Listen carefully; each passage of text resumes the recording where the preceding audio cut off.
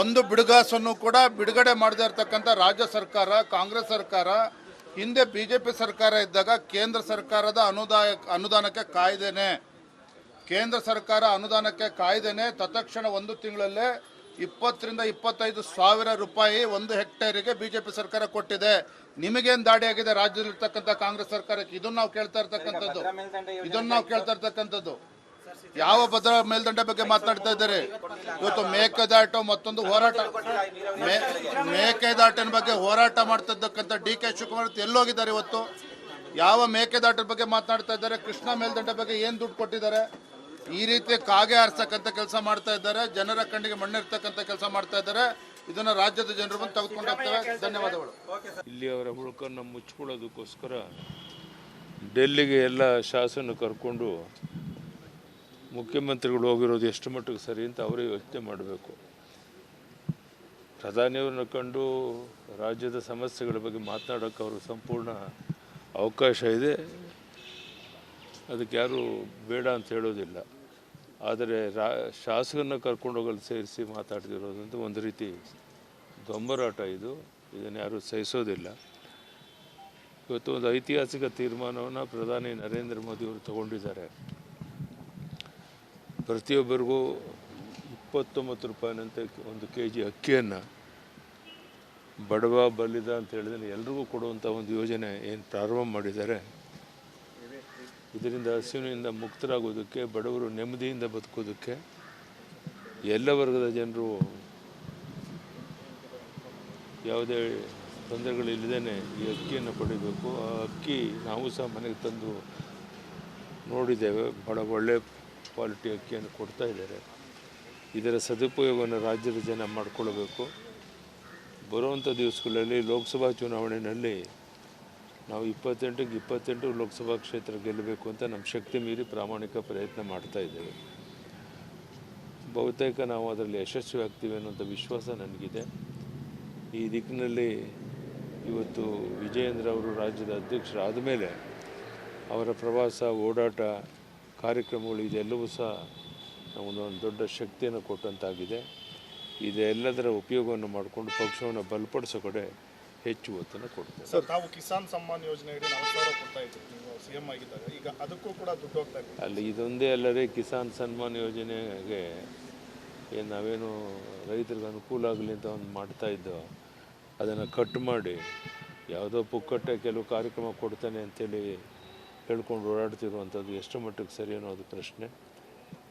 ಬಹಳ ಮುಖ್ಯವಾಗಿ ಇವತ್ತು ಪ್ರಧಾನಿ ನರೇಂದ್ರ ಮೋದಿಯವರು ಸಬ್ಕೆ ಸಾಥ್ ಸಬ್ಕೆ ವಿಕಾಸ್ ಸಬ್ಕೆ ಈ ಒಂದು ಆಧಾರದ ಮೇಲೆ ಎಲ್ಲ ವರ್ಗದ ಜನರಿಗೆ ನ್ಯಾಯ ಒದಗಿಸ್ಕೊಡುವಂಥ ಪ್ರಯತ್ನ ಏನು ಮಾಡ್ತಿದ್ದಾರೆ. ಇದನ್ನು ದೇಶದ ಜನ ಮೆಚ್ಚಿದ್ದಾರೆ. ಹೀಗಾಗಿ ಬರುವಂಥ ದಿವಸಗಳಲ್ಲಿ ಪ್ರಧಾನಿ ನರೇಂದ್ರ ಮೋದಿಯವರಿಗೆ ಬೆಂಬಲವರಾಗಿ ದೇಶದ ಜನ ನಿಲ್ತಾರೆ. ಕರ್ನಾಟಕದಲ್ಲೂ ಸಹ ನಾವು 28ಕ್ಕೆ 28 ಲೋಕಸಭಾ ಕ್ಷೇತ್ರ ಗೆಲ್ಲೋದಕ್ಕೆ ಈ ಎಲ್ಲ ಕಾರ್ಯಕ್ರಮಗಳು ಪೂರಕವಾಗಿದೆ ಅನ್ನೋ ಮಾತನ್ನು ಹೇಳ್ತೇನೆ. ಸರ್, ಸಿದ್ದರಾಮಯ್ಯ ಅವರು ತಾವು ರಾಜಕೀಯಕ್ಕಾಗಿ ಈ ರೀತಿ ಹೇಳಿಕೆಗಳನ್ನು ಕೊಡ್ತಾರೆ, ಪೆದ್ದಾಗಿ ಹೇಳಿಕೆ ಕೊಡ್ತಾ ಇದ್ದಾರಾ? 15ನೇ ಹಣಕಾಸು ಯೋಜನೆ ಒಂದು ಏನೋ ಮೀಟಿಂಗಲ್ಲಿ ನಾವು ಹೇಳಿದ್ದೀವಿ, ಆದರೆ ಮೋದಿ ಅವ್ರು ಕೊಟ್ಟಿಲ್ಲ ಅನ್ನೋ ಒಂದು ಆರೋಪ ಮಾಡಿದ್ದಾರೆ. ಸಿದ್ದರಾಮಯ್ಯನವರು ಈಗಾಗಲೇ ಡೆಲ್ಲಿಗೆ ಹೋಗಿದ್ದಾರಲ್ಲ, ಹೇಳಿದ್ದನ್ನೇ ಹೇಳ್ಕೊಂಡು ಅವ್ರು ಕುಂತಿದ್ದಾರೆ. ಅವರ ಉದ್ದೇಶ ಪ್ರಚಾರ ತಗೊಳ್ಳೋದೇ ಹೊರತು ಸಮಸ್ಯೆಯನ್ನು ಬಗೆಹರಿಸಬೇಕು ಅನ್ನೋದು ಅವ್ರಿಗೇನಿಲ್ಲ. 15ನೇ ಹಣಕಾಸಿನ ಆಯೋಗ ಇರಲಿ, 16ನೇ ಹಣಕಾಸಿನ ಆಯೋಗ ಇರಲಿ, ಯಾವುದೇ ವಿಷಯದ ಬಗ್ಗೆ ಅವರೇ ಅಧಿಕಾರದಲ್ಲಿ ಇದ್ದ ಸಂದರ್ಭದಲ್ಲಿ ಏನು ಮಾಡಿದ್ರು ಅನ್ನೋದು ಸಹ ಇಲ್ಲಿ ಪ್ರಶ್ನೆ ಉದ್ಭವ ಆಗುತ್ತೆ. ಸೊ ಅದರಿಂದ ಕೇವಲ ಪ್ರಚಾರಕ್ಕಾಗಿ ಡೆಲ್ಲಿಗೆ ಹೋಗಿ ಎಲ್ಲ ಶಾಸನ ಕರ್ಕೊಂಡು ಹೋಗುವಂಥದ್ದು ಎಷ್ಟು ಮಟ್ಟಿಗೆ ಸರಿ ಅಂತ ಅವರೇ ಯೋಚನೆ ಮಾಡಲಿ. ಇದರಿಂದ ಅವ್ರಿಗೇನೂ ಲಾಭ ಆಗಲ್ಲ.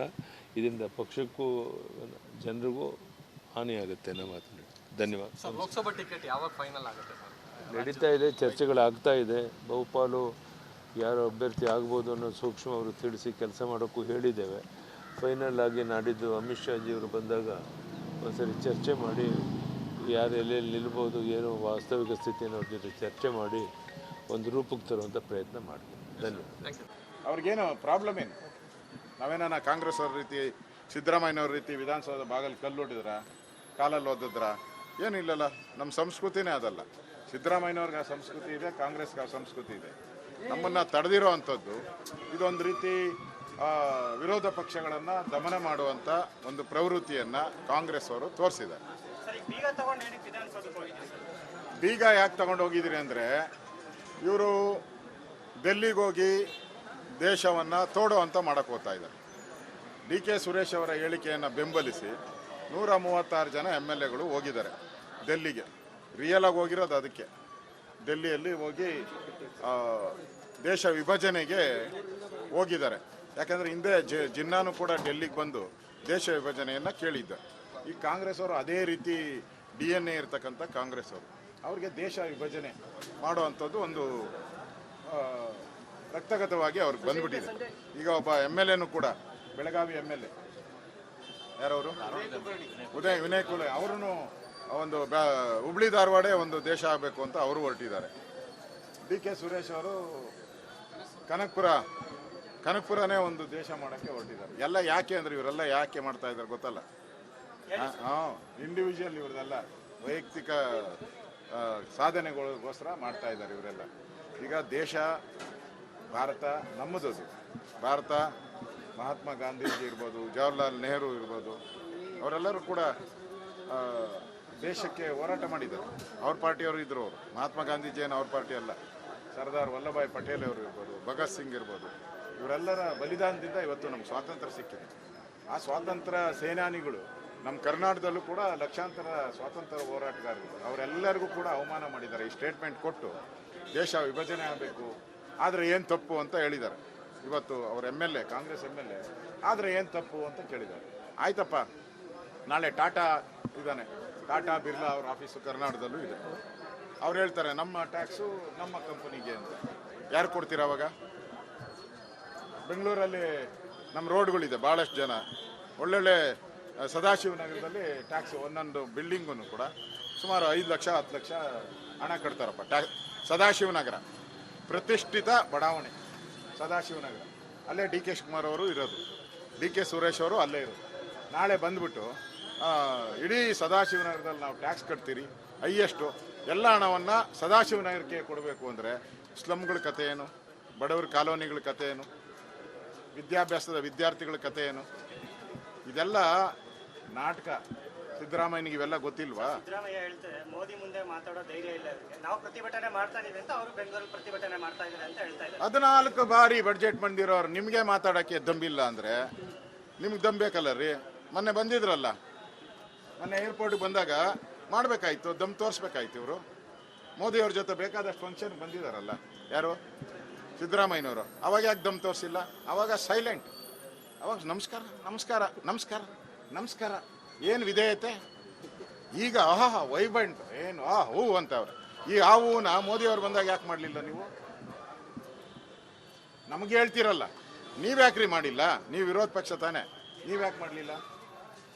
ನಿಮಗೆ ಕೇಂದ್ರ ಸರ್ಕಾರ ಏನು ಅನುದಾನ, ನಿರ್ಮಲಾ ಸೀತಾರಾಮನ್ ಸ್ಪಷ್ಟವಾಗಿ ಹೇಳಿದ್ದಾರೆ, ರಾಜ್ಯಕ್ಕೆ ಏನು ಅನುದಾನ ಬಿಡಬೇಕೋ ಎಲ್ಲ ಅನುದಾನವನ್ನು ಬಿಡುಗಡೆ ಮಾಡಿದ್ದೀನಿ ಅಂತ.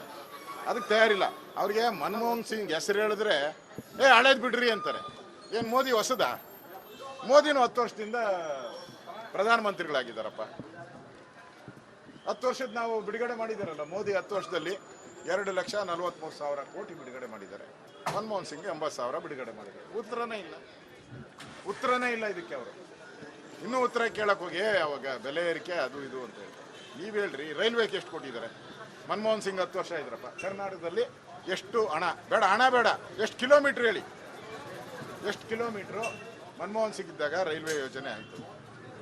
ನ್ಯಾಷನಲ್ ಹೈವೇಸ್ ಗಡ್ಕರಿ ಅವ್ರು ಬಂದಾಗ ಎಷ್ಟು ಕಿಲೋಮೀಟ್ರ್ ಆಗಿದೆ?